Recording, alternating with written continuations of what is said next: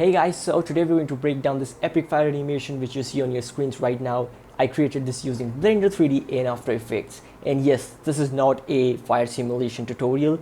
I'm gonna use images as planes, the good old technique in order to put fire or fog in our environments.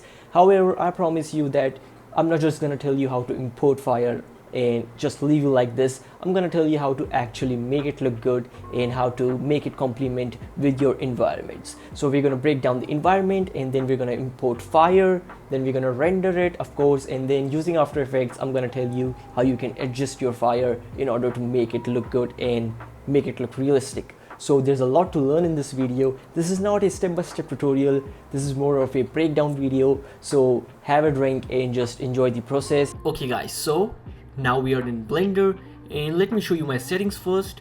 So the canvas size is 1920 by 768 pixels because I want that cinematic frame with black borders when I post-process in After Effects, and I keep my resolution to 200%. Please only make it if you can actually render 4K quickly, otherwise it's going to take a lot of time to render.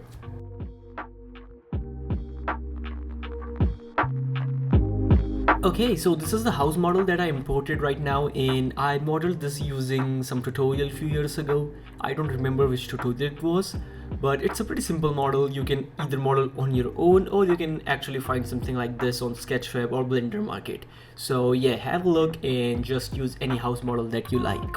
So I placed this house model in middle of my camera, and this was the position that I finalized. Of course, before committing you should experiment a lot with angles and focal length of the cameras, so you can find out which angle do you actually prefer. I prefer this angle, so I'm gonna go with this one. And now it was time for me to work on the environment. So I added a plane which is going to act as our ground. This is going to be where everything is going to lie on, including the house and fire as well. So once I added the plane, I added various trees models around the house and behind the house as well. Of course, you can find free 3D models of trees on internet, especially on Sketchfab and Quixel Bridge. So I added trees from there, and I added everywhere where I feel it would suit the scene. So after adding trees, it was time to add grass on our plane.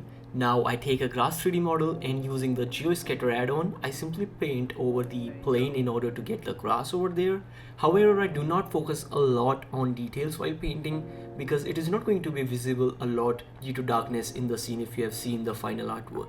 So yes, I simply quickly add some grass in the scene and our vegetation was pretty much done. Okay guys, now let's do the lighting. First of all, I went to world settings, picked a blue color, and the strength was 0.1. This gives you that nice night look. However, it looks very flat because there is no shadows or there is no bright or dark part in this. This is just a uniform light. So what I did was I added a strong bright blue light which is coming from right side. This mimics that moonlight which comes in night and looks very good. So then I added a blue light inside the house as well. Too much blue, I know, but of course I knew that since we are going to add fire, so we need something very contrasty for storytelling purposes. So when I added these three lights, of course this was a good starting point. However, when we add fire, of course we're going to add some more lighting changes and make it look even better. So now we need to add volume in our scene in order to create that real life depth and of course mimic that real life atmosphere. So I simply Shift A, added a cube, scaled it to the size which covers our entire scene, and then in shader tab, this is my simple setup for fog, and the rest is just experimenting with numbers. I also added very little blue color in it. However, it's fine if you keep it to the default color as well, but I kind of liked it with the blue color. And then I simply reduced the density, played a bit with anisotropy, and this was pretty much it. Oh fuck, by the way, I oftentimes forget this thing in my own renders as well, is to crank up volume in render settings to 2 or 3 maybe, or if your computer is pretty fast then you can increase it to 6 or 7 as well. However, this is going to increase your render time, but trust me, your volume is going to look very good. Of course, it depends upon scene to scene as well, but try experimenting with the number as well. But like I mentioned, this is really going to affect your render times. Alright guys, so now it's time to add fire. So I use this only one video footage for this render. So to import it, press Shift A, import mesh plane and import the file.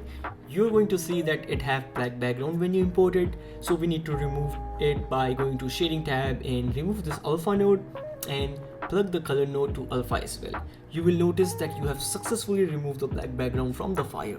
You can also add some animation if you would like, depending upon your scene. However, don't overdo it because we are going to add glows later on manually in After Effects. Also check the cyclic and auto refresh option, by the way. Now scale the fire accordingly and add it to where you feel it suits the scene. Also duplicate it further to add it on other areas as well. As per my scene, only the edges of the house suit the fire, so I'm just gonna add fire over there and also maybe 1 or 2 trails behind the house as well. Of course, it depends upon your scene and camera angle.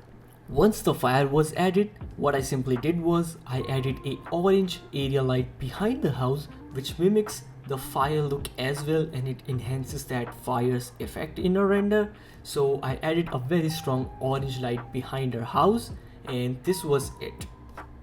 After adding this orange light, I added some more adjustments like adding some camera animations and camera shake effect, and then our scene is ready to render. But right now it looks very horrible because fire have that glowing effect around it if you see it in real life, and right now we lack this.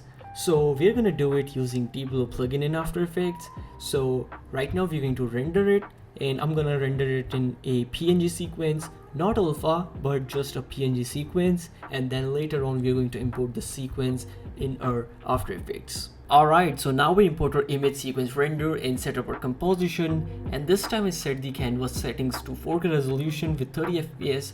It gives me that black border cinematic frame look that I was talking initially about. So after setting up our composition, the first thing that I'm gonna do is add glow using the T-Blow plugin and adjust its parameters like threshold. Threshold is the most important part of any glow regardless of the software. And then I also adjust its radius and exposure. Once I was happy with it, I added some minute glowing particles, so I used this fire ember stock video, and then I also added a little bit of glow in the fire ember as well. And now we were at final stage, that is to color grade it. So guys, you can either color grade in DaVinci Resolve or Premiere Pro. However, I'm gonna do it in After Effects as well. So I simply added Lumetri color on my composition, and now I had this Premiere Pro in itself. So I crank up some contrast and also play a bit with shadows, a little bit of temperature and tint as well maybe. However, the most important part for me was the adding the vignette effect. It helps you to focus the center of your render. So yes, vignette effect is really important and really goated. I always recommend you to play with it, and if it suits your scene, that's great. Anyways, at last I add some noise to the overall composition. You can also add some dust particles if you would like. I didn't want to add any dust. So yeah, this was pretty much it, and now we are ready to render, and this is how the render is going to look in the end. Also, I added one more angle, which of course I didn't break down here. However, the process of creating it was pretty similar to what we have discussed in the last few minutes. Alright guys, so that was it for today, and I hope you enjoyed today's tutorial. If you did, then please leave a like and also subscribe to the channel, because I'm going to create a lot more videos for beginners this year. So yeah, that's pretty much it for today, and also check out my Instagram. This is my @, because that's where I post all of my art, and if you have any questions you can always DM me there. So yeah, that's pretty much it for today, and I'll see you soon in the next video. I hope you enjoyed this tutorial.